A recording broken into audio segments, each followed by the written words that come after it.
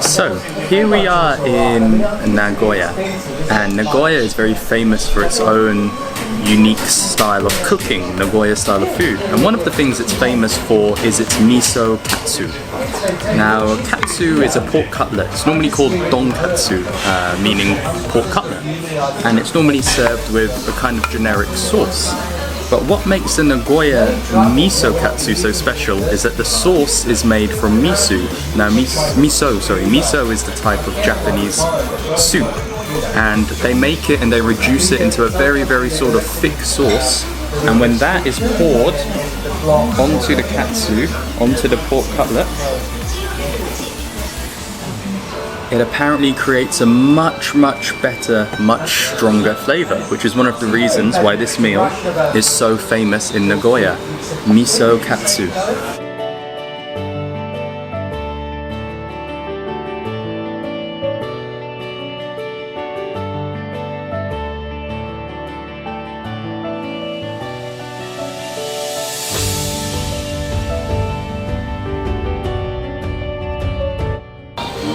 Wow, so the cutlet is really juicy, really meaty, and the miso sauce, actually it's not a huge amount different from the normal sauce. I was expecting a really big difference in the flavor, but it's subtle. It feels a bit more sort of like herby, spicy, rather than just generic sort of sweet sauce. Very good start to the trip here in Nagoya with Miso Katsu.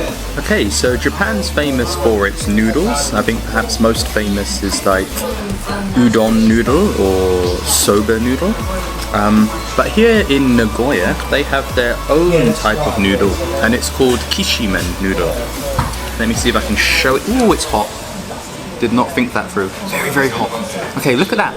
It's basically made the same way udon noodle is made, but it's very flat instead of round, and that gives it a different texture. And that's all there is to it. So let's try it. Kishimen. You can only get it in Nagoya.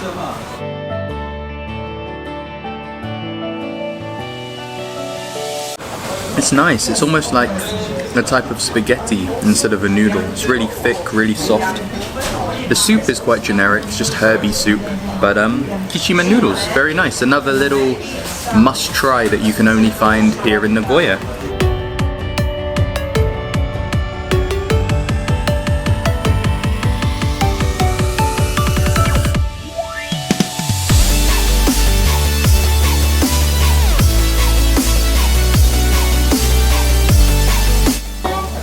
Okay, so Nagoya is famous for another dish called Hitsumobushi, and it is grilled eel that is served with a rice and a soup. And there's a very special way of eating this meal, Hitsumobushi, and I'm going to explain how to eat it as we go.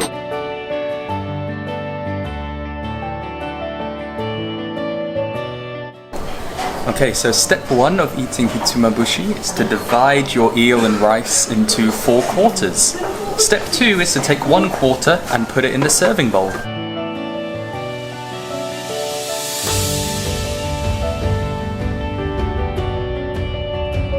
And this serving, you just eat exactly as it is and enjoy all the flavors by itself. So, the Hitsumobushi by itself is step 1 of how to eat this meal. You just get some eel, you get some rice, and you eat it as it is.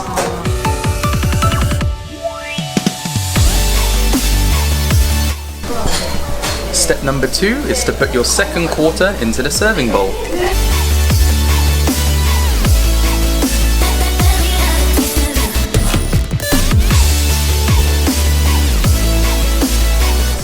So step 2, you mix your dry condiments with the eel. So you've got some wasabi and you've got some green onions, and you mix it all up, and that is the second step of eating Hitsumobushi.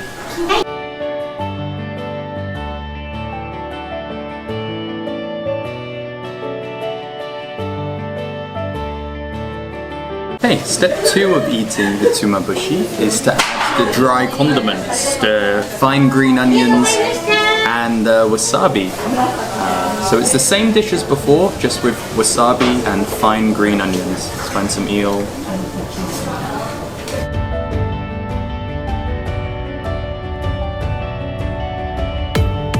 And the wasabi really brings out the flavour. And it works really well with sushi, and it works really well with eel as well. And much better with wasabi and green onion. Okay, the third way to eat your hitsumobushi. First, you need to put the third portion into the bowl.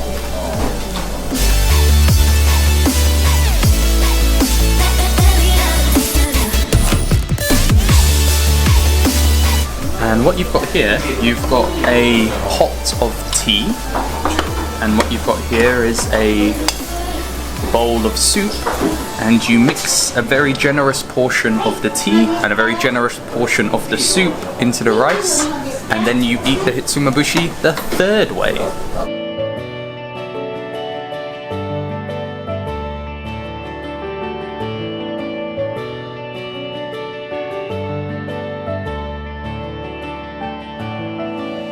Okay, the third way to eat hitsumobushi, you have the tea in there and the soup in there, so it's pretty watery, and we'll give it a go.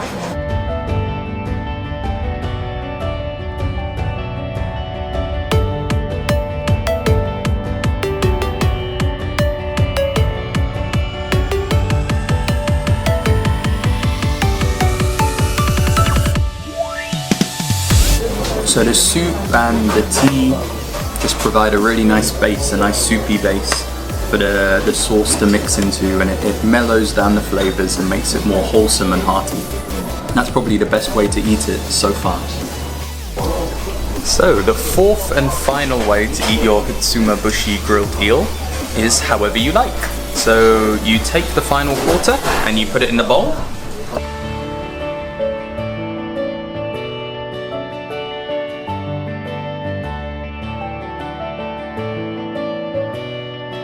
And you decide which is your preference, if it's plain with the dry condiments or with the wet condiments. And I think the girls win out on this, and we're going for number 2, dry condiments.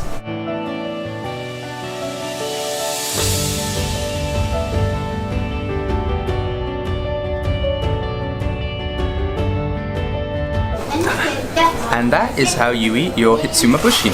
So number 1, you divide it into quarters. The first quarter you eat plain by itself.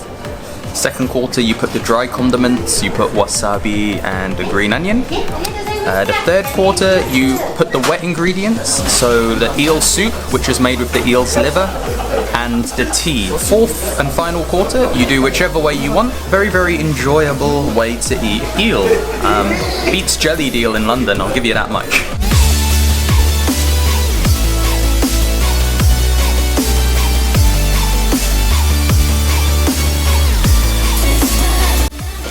So Nagoya is famous for another type of food, which at first glance may appear Italian, and it is indeed spaghetti, but it's called Ankake, which is the Nagoya style of cooking it.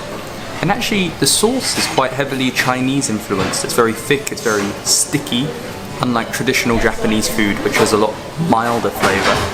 So I've been told this is a little bit spicy. Really big on the flavour, maybe salty, maybe sweet. I really can't wait to try it. So, Ankake. What's special about it? Well, the spaghetti, the noodles are very thick, minimum 1.5 millimeters. That's very specific, very large. The sauce isn't as spicy as I was led to believe, but it's very tomatoey, very, very Italian in that sense. Some of the peppers, some of the other flavours, yeah, okay, a little bit more Asian, a bit more Chinese style. And it comes with some like meat and some vegetables. It's just a very hearty spaghetti dish, and you wouldn't even imagine it's a Japanese traditional meal, but there you go, Ankake. Here in Nagoya, a speciality Italian, Chinese, Japanese hybrid. Really, really interesting, really, really delicious.